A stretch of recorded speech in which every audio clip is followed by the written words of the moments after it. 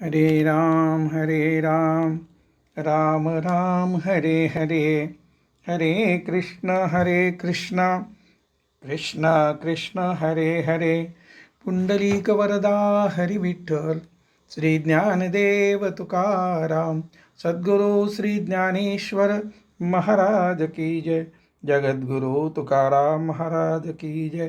पंढरीनाथ भगवान की जय. मागच्या सत्रामध्ये माऊलींनी आपल्याला एक संदेश दिलेला होता आणि त्या ठिकाणी आपण 50वे सत्र संपवलं होतं. कोणता होता? माऊलीची ओवी कोणती होती? मार्गाधारे वर्तावे, विश्व हे मोहरे लावावे, अलौकिक नोहावे लोकाप्रती. आणि त्याचं आपण अर्थही समजून घेतला होता. असं आहे, जर जीवाला मी स्वतः अलौकिक आहे, अन्य लोकापेक्षा वेगळा आहे, अशी जर भावना त्याच्या मनात जरी रुजली नाही, पण त्याच्या समर्थकांनी त्याच्या मनात रुजविली, तर हानी कोणाची होणार आहे? तर अशा प्रकारचा मी अलौकिक आहे अहंकार वाढी करता त्या दोषाचा परिणाम होणार आहे. त्यामुळं आपण स्वतःला अलौकिक समजण्याचं काही कारण नाही. देहबुद्धी त्यामुळं वाढते. आणि यानंतर अशा लोकांनी पुढे काय करावं? गीतेमध्ये पुढचा श्लोक आहे 26वा आणि त्यामध्ये साधना सांगितलेली आहे. तो श्लोक असा: न बुद्धिभेदम जनयेत अज्ञानां कर्मसंगिनां, जोषयेत सर्वकर्माणि विद्वान युक्तः समाचरण. अर्थ: स्वस्वरूपात स्थित असणारा ज्ञानी पुरुषाने शास्त्रविहित कर्मामध्ये आसक्ती असणाऱ्या अज्ञानी पुरुषामध्ये बुद्धिभेद म्हणजे बुद्धिभ्रम उत्पन्न करू नये. कर्मामध्ये अश्रद्धा उत्पन्न करू नये. या उलट शास्त्रविहित सर्व कर्माचे म्हणजे स्वधर्माचे चांगल्या प्रकारे समग्रतेने, उत्साहाने, दक्षतेने, साक्षीभाव आणि अनासक्ती जागृत ठेवून आचरण करीत इतरांच्याकडूनही त्यांच्या स्वधर्माचे चांगल्या प्रकारे आचरण करून घ्यावे. नैष्कर्म्याच्या कर्माच्या निर्लिप्ततेचा, कर्मबंधापासून मुक्त होण्याचा उपदेश जर समोरच्यांना नीट कळला नाही तर ते चुकीचा अर्थ काढतील. जसे कर्मात काय पडले आहे? कर्माने बंध निर्माण होतो. कर्माचा त्याग करून ज्ञान संपादन करावे. फलेच्छेशिवाय कर्म करणे अशक्य आणि फलेच्छेने जन्ममृत्यू चक्र सुरू होते. तेव्हा कर्मच टाळावे असे वाटून सुरू असलेले विहित कर्मही समोरची व्यक्ती थांबविल. त्यामुळे जीवनमुक्तांनी स्वतः आचरण करून दाखवावे व टप्प्याटप्प्याने सुस्पष्टतेने गूढरम्यता टाळून नैष्कर्म्याचे ज्ञान द्यावे. उपदेश व आचरण असे करावे की जेणेकरून बुद्धिभ्रम होणार नाही. यावर माऊलींच्या ज्या ओव्या आहेत तो आपण आता समजून घेऊया. माऊली म्हणतात: जे सायासे स्तन्य सेवी, ते पक्वाने के विजेवी, मनोनी बाळका जैसी नेदावी धनुर्धरा. जे बालक आईचे स्तनपान देखील प्रयत्नाने करते, सायासे स्तन्य सेवी, आणि ज्याला स्तनपान करायला प्रयत्न करावे लागतात तो पक्वान्न कसं बरा खाईल? म्हणून अर्जुना, बालकास जशी पक्वाने देऊ नयेत. पुढे म्हणतात: तैसी कर्मी जया अयोग्यता, तया प्रति नैष्कर्म्यता, न प्रगटावी खेळता आदी करुणी. अर्थ, ज्यांना उचित करणीय कर्म निर्धारित करणे, उचित विहित कर्माचे समरसून कार्यक्षमतेने आचरण करणे, स्वतःच्या व कुटुंबाच्या जबाबदारीसोबत काही प्रमाणात का होईना समाजाची जबाबदारी, थोडीशी सेवा, अशा प्रकारे जे जमत नाही, मग त्यांनी काय करायचं? त्यांनी नैष्कर्म्यता, त्रिगुणातीतता, आत्मानुभूती याबाबतचे ज्ञान कौतुकाने देखील प्रगट करू नये. आणि याकरता आपल्याला माऊली पुन्हा पुन्हा आठवण करून देतात. ते ओवी क्रमांक 80 काय सांगितली? देखे अनुक्रमाधारे स्वधर्म जो आचरे तो मोक्षू तेने व्यापारे निश्चित पावे. आणि पुढची ओवी जी सांगितली 120, त्यात माऊली म्हणतात, गुरु गोत्र अग्निपूजी अवसरी भजे द्विजी निमित्तादिकी यजी पितरोद्देशे. हे पुढे दुसरी 126 त्यामध्ये ओवी अर्थ सांगताना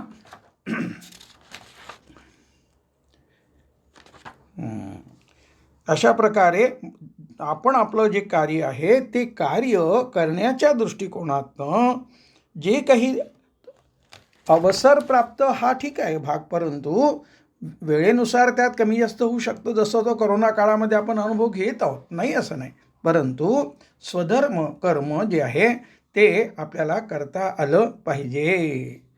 आणि म्हणून पुढच्या ओवीमध्ये माऊली म्हणतात, तेथे सत्क्रियाची लावावी तेची एकी प्रशंसावी नैष्कर्मेही दावावी आचरोनी. अशा पुरुषांना सत्क्रियतेकडेच म्हणजे स्वधर्मरूप सदाचरणाकडे प्रवृत्त करावे, स्वधर्माचरणाचीच प्रशंसा करावी. एवढेच काय, नैष्कर्म स्थिती प्राप्त पुरुषांनीही स्वतः आचरण करून सत्क्रियता दाखवावी. तया लोकसंग्रहा लागी वर्तता कर्मसंगी तो कर्म बंधू अंगी वाजेल ना. 175 माऊली म्हणतात, नैष्कर्म स्थिती प्राप्त पुरुषाने लोकसंग्रहा करता म्हणजे लोकांना मार्गदर्शन करण्याकरिता कर्माशी संबंध ठेवून वर्तन करीत असतानाही तो कर्मबंध त्यांच्या अंगी असणे नाही, तयार होणे नाही, कारण त्याचा उद्देशच लोकांना मार्गदर्शन करण्याकरता आहे. जैसे बहुरूपियांची रावो राणी स्त्री पुरुष भावो नाही मनी परी लोक संपादनी तैशीच करीती. माऊली म्हणतात, कारण बहुरूप्यांची म्हणजे जी नाटकं करतात ना, अशांच्या ज्या काही गट असतात त्यामध्ये एखादा पुरुष राजाच्या राणीचं सोंग करतो. आणि कोणी राजा असतो, मग तो राजा स्वतःला राजा समजतो, किंवा स्त्रीचं पार्ट घेतलेला तो पुरुष स्वतःला स्त्री समजतो का? नाही समजत. तरी त्यांच्या मनात जसा पती पत्नी भाव मुळीच नसतो, फक्त स्टेज पुरतं त्यांचं कार्य चालू असतं, पण मनात तो भाव अजिबात नसतो. त्याप्रमाणे ज्ञानी हा कर्माशी संबंध ठेवून वर्तन करीत असल्याची बतावणी करत असतो, प्रत्यक्षात संबंध तयार होत नाही. आता पुढच्या श्लोकामध्ये भगवंत एक सिद्धांत सांगत आहेत. प्रकृते क्रियमाणानि गुणे कर्माणि सर्वशः अहंकार विमूढात्मा कर्ताहमिति मन्यते. अर्थ, वस्तुतः सर्व कर्म सर्व प्रकारे प्रकृतीच्या गुणाकडून केली जात असतात, पण तसे असताना अहंकाराने विमूढ झालेला म्हणजे चित्ताला अहंकाराने व्यापल्यामुळे अज्ञानी झालेला पुरुष त्या कर्माचा मी करता आहे असे मानतो. आणि माऊलींनी अत्यंत सुंदर या ठिकाणी एक दृष्टांत देऊन आपल्याला हे तत्व समजून सांगितलेलं आहे. माऊली म्हणतात, देखे पुढिलाचे ओझे, जरी आपुला माथा घेईजे, तरी सांगे कान दाटीजे धनुर्धरा. अर्जुना, असे पहा की जर पुढच्या म्हणजे समोरच्या दुसऱ्या व्यक्तीचे ओझे आपण आपल्या डोक्यावर घेतले तर त्या भाराने आपण व्याप्त होणार नाही का? सांग. दुसऱ्याचे ओझे स्वतःच्या डोक्यावर घेतल्याने त्रासाचा जितका आणि जसा अनुभव येतो तोच त्रासाचा अनुभव अहंकाराचे ओझे डोक्यावर घेतल्याने होतो. मी केल्याचं ओझं. तैसी शुभाशुभे कर्मे, जिये निपजती प्रकृती धर्मे, तिये मूर्खमती भ्रमे, मी करता म्हणे. त्याप्रमाणे प्रकृती धर्मामुळे म्हणजे प्रकृतीच्या स्वाभाविक गुणधर्मामुळे जी शुभ अशुभ चांगली वाईट कर्माची उभारणी होत राहते, विविध कर्मे निर्मिली जात राहतात, उपजत राहतात, त्या कर्माचा मी करता आहे असे मूर्ख मनुष्य बुद्धीप्रमाणे म्हणतो. वेगळ्या शब्दात सांगायचं तर प्रकृतीचे ओझे बुद्धिभ्रमाने स्वतःच्या डोक्यावर घेत असतो. आपल्याला आता ध्यान करायचं आहे आणि या ध्यानाकरता आत्ताच आपण वाचलेला जो श्लोक आहे त्या श्लोकाचं मी आता पुन्हा शांतपणे हळूहळू वाचन करणार आहे. त्यानंतर आपण वक्ता आणि श्रोता दोघांनीही ध्यानात बसायचं आहे. मनात येत असलेले व विरून जात असलेले सर्व विचार अहंकाराच्या मी व माझेपणाच्या ओझ्यातून निर्मित झालेले आहेत. हे शब्दात न बांधता त्याकडे विवेकाद्वारे पाहत रहा. विचार क्षीण होत असल्याचे पाहत रहा.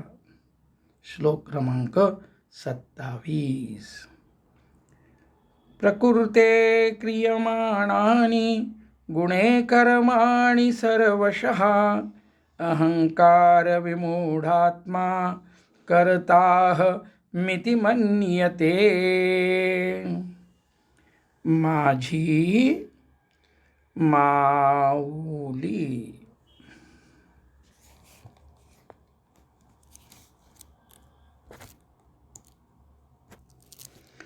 रामकृष्ण हरी. माऊली ज्या श्लोकाविषयी आपल्याला आत्ता आपण ध्यान केलं, विचार केला आपण अगोदर आणि तो सोडून पण दिला. काय विचार? जे काही चाललेलं आहे, जे काही क्रिया चालू आहेत ते सगळं प्रकृतीचं कार्य आहे. आणि माऊलींनी सांगितल्याप्रमाणे प्रकृतीचं जे ओझं आहे कार्याचं ते आपण आपल्या डोक्यावर मी केलं, अहंकाराने मी केलं असं म्हणणं म्हणजे काय ठरतं? घातक ठरतं. पुढे माऊली आपल्याला काय सांगतात? अहंकार विमूढात्मा या पदावर माऊलींच्या या ओव्या आहेत. ऐसा अहंकारारूढ एकदेशी मूढ, तया हा परमार्थ गूढ प्रगटावा ना. हे असो प्रस्तुत सांगिजेल तुझ हित, ते अर्जुना देवू निचित्त अवधारी पा. वरील ओवी 177. देखे पुढिलांचे ओझे, जरी आपुला माथा घेईजे. मधील दृष्टांताप्रमाणे म्हणजे प्रकृती तिचं कार्य करत आहे, मात्र ते कार्य अहंकारानं मी केलं म्हणणं म्हणजे प्रकृतीचं ओझं आपल्या डोक्यावर ओढून घेतल्यासारखं आहे. मग दुसऱ्याचं ओझं जर डोक्यावरचं आपल्या डोक्यावर घेतलं तर त्याचा भार आपल्याला सहन करावं लागणार.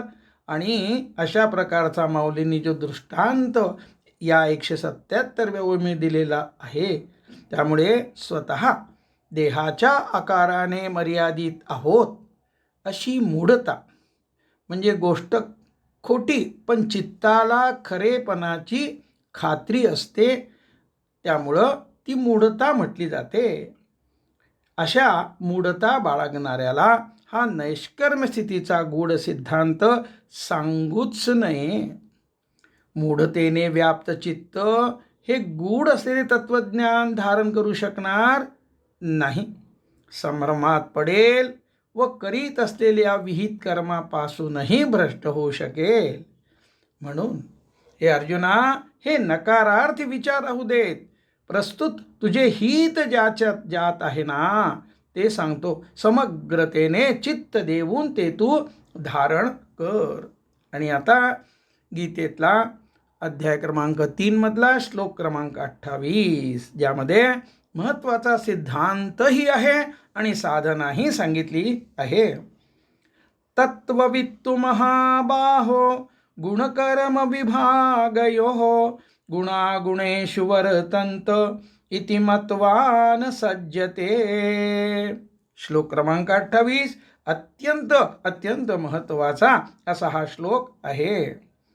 भगवंत म्हणतात, महाबाहो अर्जुना, गुणविभाग म्हणजे प्रकृती निर्मित त्रिगुणात्मक असलेला ज्ञानेंद्रिये, कर्मेंद्रिये, मन, बुद्धी, अहंकार, पंचमहाभूते व त्यांचे विषय हा समुदाय व त्यांच्या परस्परांशी होणाऱ्या क्रिया हा कर्म विभाग, त्यांच्यापासून आत्मा भिन्न आहे. गुण, कर्म, आत्मा यांना तत्वाने जाणणारा म्हणजे तिघांचे यथार्थ स्वरूप जाणणारा जो तत्ववेत्ता आहे ना, तत्ववित्तु महाबाहो, तो संपूर्णतः गुणच गुणात वर्तत आहेत. इंद्रियादी रूप गुण हे विषयरूप गुणामध्ये क्रीडा करीत आहेत. अर्थात आत्म्याच्या बाहेर परस्पर इंद्रिये, मन, बुद्धी यांच्या त्यांच्या विषयात वावरत आहे असे जाणून घेत राहून त्यात अडकत नाही. मी केलं म्हणत नाही. अहंकाराद्वारे आसक्त होत नाही. देहेंद्रिये व कर्माशी मी व माझेपणाने तद्रूप होत नाही. अर्थात सर्व क्रियांचा साक्षी मात्र होऊन राहतो. आता यावर मौलींची रचना आहे, ज्यामध्ये अनुभूती सांगितलेली आहे. गुणा गुणेषु वर्तन्ते या पदच्छेदावर ही ओवी आहे. जे तत्वज्ञानियांच्या ठाई तो प्रकृती भाव नाही, जेथ कर्म जात पाही निपजत असे. हे माझे डोळे, अन्य ज्ञानेंद्रिय, कान आहेत, जीभ आहे, वगैरे वगैरे. हे माझे हात पाय, कर्मेंद्रिय. ज्ञानेंद्रिय झाले, कर्मेंद्रिय झाले. हे माझे मन, ही माझी बुद्धी. अशा रीतीने मी फक्त देहात आणि देहाला व्यापून या परिच्छिन्नतेने अर्थात अहंकाराने संपर्कातील वस्तू, विषय, व्यक्ती, घटना, परिस्थितीशी व्यवहार होत राहणे हा प्रकृतीचा भाव आहे. हा प्रकृतीभाव म्हणजेच जीवभाव होय. तत्वज्ञानांच्या ठिकाणी तो नसतो. साहजिकच हे मी केलेले कर्म, या सुरू असलेल्या कर्माचा मी करता आहे हा अनुभव त्याचा संपतो आणि इत्यंभूत कर्म हे इंद्रिये, मनबुद्धीद्वारे उभारले जात असल्याचे साक्षी भावाद्वारे त्याला अनुभवास येत राहते. सुरू असलेल्या कर्माची उभारणी आत्मस्वरूपाबाहेर, बाहेरच्या बाहेर ही कर्माची उभारणी प्रकृतीद्वारा, इंद्रियद्वारा सुरू आहे हा अनुभव येत राहतो. आता पुढच्या ओवीत माऊली सुद्धा इति मत्वा न सज्जते या पदच्छेदावर एक साधना माऊली आपल्याला सांगतात. ते देहाभिमानु सांडुनी गुणकर्मे ओलांडुनी साक्षीभूत होऊनी वर्तती देही. हे झालं वर्णन त्या ज्ञानी पुरुषाचं. त्याच्याकरता हे काय झाले, त्याचे लक्षण झाले. आणि सामान्य माणसाकरता हीच काय झाली, साधना. मग काय म्हणतात, हे तत्वज्ञानी देहाभिमान म्हणजे प्रकृतीभाव जीवभाव टाकून देऊन प्रकृतीचे गुणकर्म म्हणजे पंचज्ञानेंद्रिये व त्यांचे 5 विषय, पंचमहाभूते, पंचकर्मेंद्रिये, मन बुद्धी अहंकार हा प्रकृतीचा गुणविभाग आणि त्यांच्या परस्पराशी होणाऱ्या क्रिया हे कर्म असे गुण आणि कर्म ओलांडून म्हणजे गुणकर्म व यांच्याशी मीद्वारे असलेला संबंध ओलांडून साक्षीभूत होऊन देहात राहतात. मग हे झालं त्यांचं लक्षण. आणि आम्हालाही करायची आहे ती साधना. मनोनी शरीरी जरी होती तरी कर्म बंधा ना कळती, जैसा का भूत चेष्टा गबसती घेप वेना. 183. म्हणून अशा जगातील सर्व भूतांच्या म्हणजे पंचमहाभूते व प्राणीमात्रांच्या परस्पर संबंधाने होणाऱ्या क्रिया जरी सूर्यप्रकाशामुळे होत असल्या तरी सूर्य जसा त्यांच्या क्रियेत गोला जात नाही, तो कसा असतो, तो संबंधरहित व निर्लिप्त असतो. तसे तत्वज्ञानांना शरीर जरी असले तरी ते देहेंद्रियाद्वारे होणाऱ्या कर्मामुळे बांधले जात नाहीत. आकळणे म्हणजे बांधले जाणे आणि ना कळती म्हणजे बांधले जात नाही, तरी कर्मबंधा ना कळती.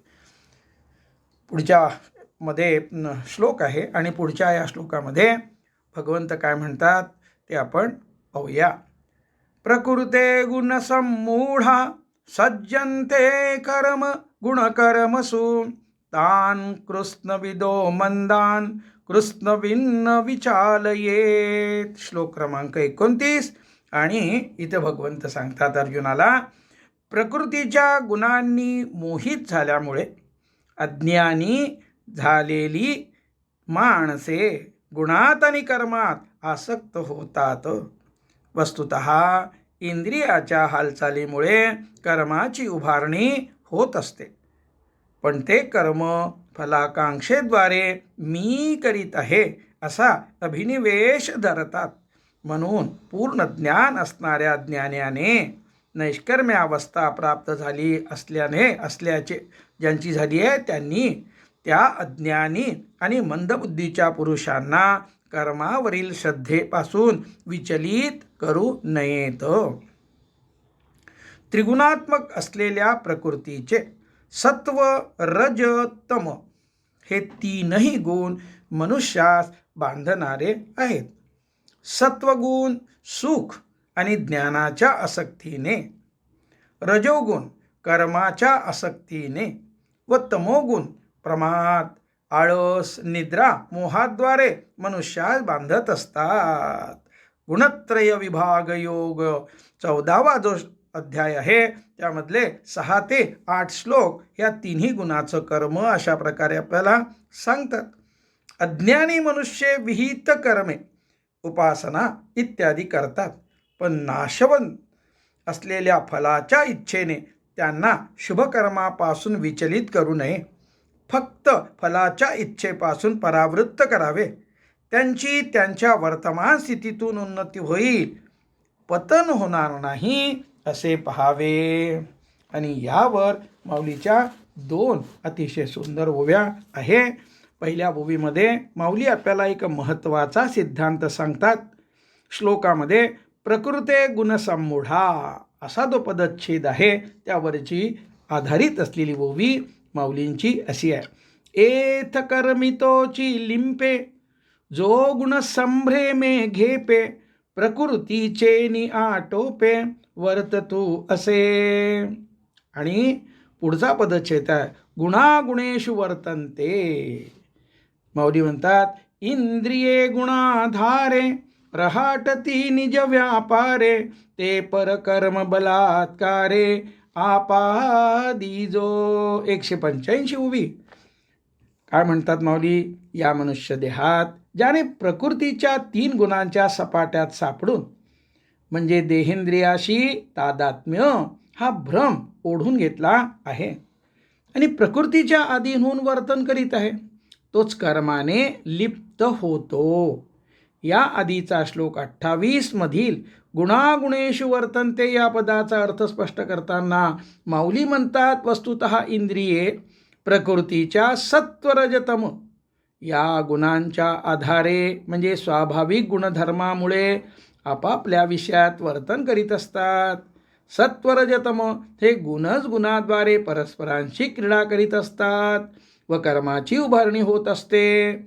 पण ते परकर्म म्हणजे प्रकृतीनं केलेलं कर्म, दुसऱ्यांनी केलेले कर्म मीच करीत आहे असे बलात्काराने जो आपल्या अंगावर ओढवून घेतो, तोच कर्माने लिप्त किंवा बद्ध होतो.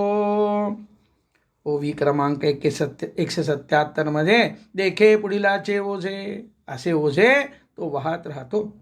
हा महत्त्वाचा सिद्धांत माऊलींनी तर आपल्याला खूप स्पष्ट करून सांगितला, परंतु आपण हे तत्व सांगणाऱ्या ज्या काही ओव्या आहेत, त्या काही श्लोक आहेत, त्याचं एकत्र वाचन करून हा विषय आज आपण या ठिकाणी पूर्णत्वाला नेऊया.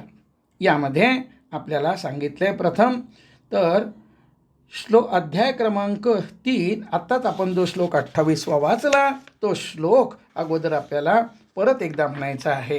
काय म्हणतात भगवंत? तत्ववित्तु महाबाहो गुणकर्म विभागयो गुणागुणेषु वर्तन्त इति मत्वा न सज्जते. त्यानंतर अध्याय 5 आणि त्यातले जे महत्त्वाचे श्लोक 8 आणि 9, तर त्यामध्ये काय आपल्याला भगवंत सांगतात त्याचं आपण थोडं चिंतन करू. अगोदर श्लोक क्रमांक 8 आणि 9. अध्याय 5. नैव किंचित करोमीति युक्तो मन्येत तत्ववित् पश्चन् शृण्वन् पृशन् जिघ्नन् अश्नन् गच्छन् स्वपन् स्वचन् प्रलपन् विसृजन् गृह्णन् उन्मिषन् निमिषन्नपि इंद्रियार्थेषु वर्तन्त इति धारयन्. भगवंत म्हणतात, तत्ववेत्याने म्हणजे तत्वज्ञानाने पाहता, ऐकता, स्पर्श करताना, वास घेताना, खाताना अर्थात पंचज्ञानेंद्रियाच्या आणि क्रिया करत असताना, पुढे पंचकर्मेंद्रिय चालताना, घेत असताना, बोलत असताना, मलमूत्राचा त्याग करताना अर्थात कर्मेंद्रियाच्या क्रिया करताना, पुढे स्वप्न पाहताना म्हणजे अंतःकरणाची क्रिया करताना, श्वसन आणि पापण्या उघडताना मिटताना, प्राणांच्या क्रिया घडत असताना, रक्ताभिसरण घडतं ती क्रिया घडत असताना सर्व इंद्रिये आपापल्या विषयात वावरत आहे, वर्तन करीत आहे व मी स्वतः काही करत नाही या धारणेत राहावे. आता रक्ताभिसरणासारखी क्रिया, किडनीचं कार्य, अरे हे इतके सगळे कार्य आपण करतो अशा प्रकारचा अहंकार कधी मनात उपजतो का? अजिबात नाही. मात्र शरीराबाहेर होणारे प्रत्येक कार्य मी आणि मीच करतो. मी करतो म्हणजे अहंकाराला आणि माझ्याकरता ममता आली. पुढे म्हणतात, इंद्रियाणि इंद्रियार्थेषु वर्तन्ते. ही गुणागुणेषु वर्तन्ते या भावनेने करावयाची गीतेतील प्रमुख साधना आहे. स्वरूपात म्हणजे आत्म्याच्या ठिकाणी कर्तेपणा नाही. मग क्रियांचा कर्ता कोण? भगवंतानी या प्रश्नाचे उत्तर या श्लोकात दिले आहे. सर्व कर्मे सर्व प्रकारे प्रकृतीकडून केली जातात. प्रकृतीच गुणाद्वारे सर्व क्रिया करते. गुणागुणेषु वर्तन्ते हे आत्मसाक्षात्कारापूर्वी अनुभवणे अवघड आहे. परंतु प्रकृतीचे कार्य असलेली इंद्रियेच आपापल्या विषयात क्रिया करतात, ही धारणा जोपासणे एक उत्तम साधना आहे.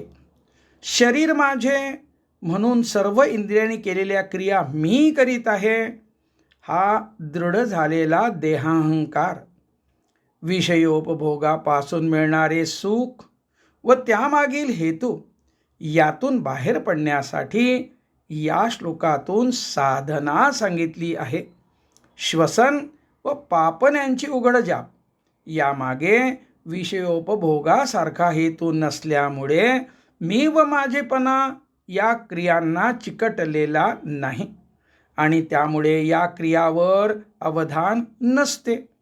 या क्रिया यांत्रिकीपणाने होत असतात.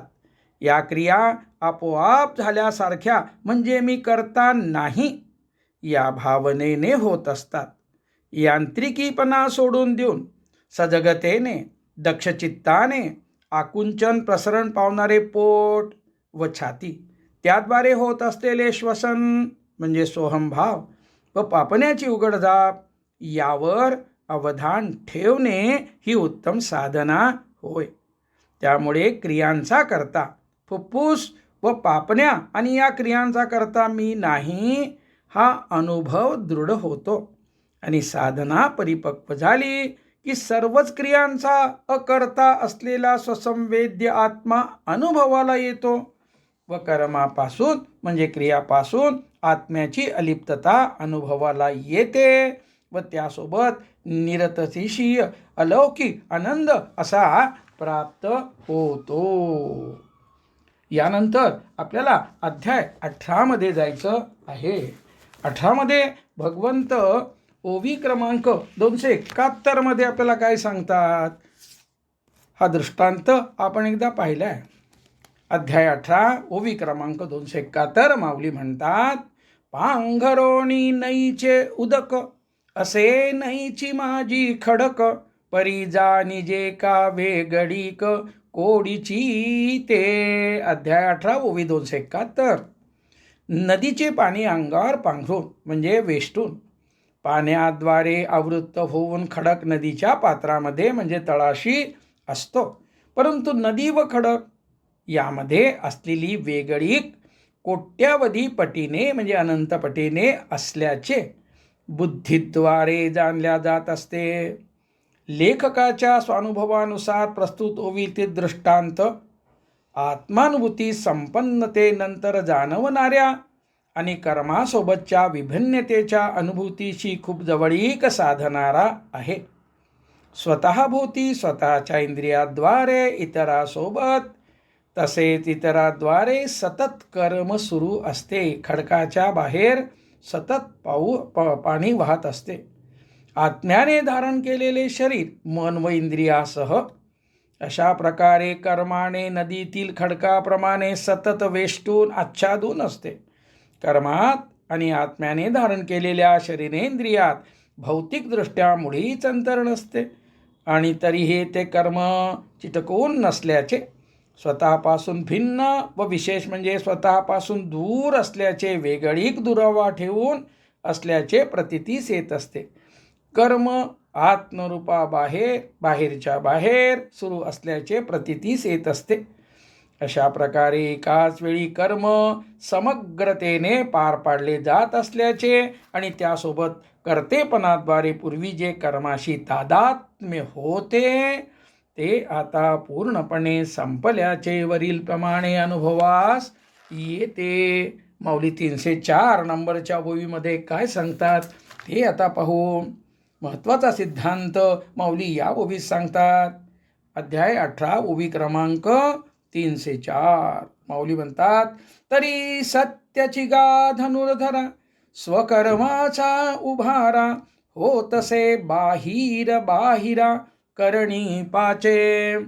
माऊली म्हणतात, तरी अर्जुना खरोखरच सर्व कर्माची उभारणी या 5 कारणांनी आत्मस्वरूपाच्या बाहेरच्या बाहेर होते. माऊलींनी यापूर्वी ज्ञानप्रधान कर्मफल संन्यास सिद्धीस गेलेल्या साधकाचा अर्थात जीवनमुक्तावस्थेच्या कर्मसंबंधाने अनुभव सांगितलेलाही आहे. तो असाच आहे. त्या सर्व अनुभवाचे सार या ओवीत सिद्धांताद्वारे सांगितलेले आहे. शरीरेंद्रियाद्वारे मनबुद्धीद्वारे उमगले जात असलेले असे सर्व कर्म अकर्ता साक्षी असलेल्या आत्म्याच्या बाहेरच्या बाहेर सुरू असल्याच्या अनुभवास येते. लिप्त करणे तर दूरच, उभारल्या जात असलेल्या कर्माचा स्पर्शसुद्धा होत नाही. इतक्या दूरवर बाहेरच्या बाहेर कर्म सुरू असल्याचे अनुभवास येत असते. आत्मसाक्षात्कारानंतर जीवन मुक्तावस्थेत राहून कर्म करीत असताना या सिद्धांताची प्रतीती टळटळीतपणे येते, असा लेखकाने स्वानुभव नोंदविलेला आहे. माऊली लगेच पुढच्या म्हणजे 305व्या ओवीमध्ये काय म्हणतात, पुन्हा एक सिद्धांत सांगतात. माऊली म्हणतात, आणि 5 कारण दळवाडे जिही कर्माकारू मांडे, ते हेतुस्तव घडे 5 आथी. माऊली म्हणतात, आणि ज्या 5 कारणांच्या समुदायाकडून कर्मास आकार तयार होतो, तीच कारणे हेतू असल्यामुळे ते हेतूही उघड 5 आहेत. सारांश, कर्म घडण्याची जी 5 उपादान कारणे आहेत, ती 5च कारणे ही निमित्त कारणे सुद्धा आहेत. बरं, माऊली इतर संपवतात का? नाही. माऊली पुन्हा आपल्याला पुढच्या याच अध्यायातील श्लोक 14मध्ये एक सिद्धांत सांगितला गेला आहे, त्याची आपल्याला या ठिकाणी आठवण करून देतात. काय म्हणतात भगवंत, अधिष्ठानं तथा कर्ता करणंच पृथ्विग्धं विविधाष्ट पृथक् चेष्टा दैवं चैवात्र पंचमम्. अध्याय 18 श्लोक 14. अर्थ काय? कर्म पूर्ण होण्यासाठी अधिष्ठान म्हणजे शरीर, कर्ता म्हणजे जीव, अनेक प्रकारचे करण म्हणजे अवजारे. कसे आहेत अवजारे आपल्याकडे? श्रोतादी पंचज्ञानेंद्रिये, हस्तपादादी पंचकर्मेंद्रिये, पाचनपाद 10, मन, बुद्धी, चित्त, अहंकार. आणि अशा प्रकारचे हे काय आहेत? टूल्स आहेत. विविध प्रकारच्या वेगवेगळ्या क्रिया म्हणजे प्रत्येक इंद्रियाद्वारे केल्या जाणाऱ्या क्रिया, प्राणशक्तीमुळे क्रियाशक्तीमुळे होणाऱ्या क्रिया, आणि 5वे कारण दैव म्हणजे अनुग्राहक देवता, अधिष्ठात्री देवता आहे. ही 5 कारणे उपादान आहेत, जसे माती घटाचे उपादानकारक आहे. पुढे आपल्याला आणखी काही तत्व पाहायचं आहे. अध्याय 3 आणि श्लोक 17 आपण पाहिलेला आहे. तो पुन्हा एकदा या संदर्भात आपल्याला तपासून घ्यायचा आहे. अध्याय क्रमांक हा 3 श्लोक 17 असा आहे. यस्मात्मतिरेरेव सादात्मतृप्तश्च मानव आत्मन्येव च संतुष्ट तस्य कार्य न विद्यते. आणि या मध्ये चिंतन खूप मोठं आहे. आपल्याला फक्त एक महत्त्वाचा इथे भाग बघायचा आहे.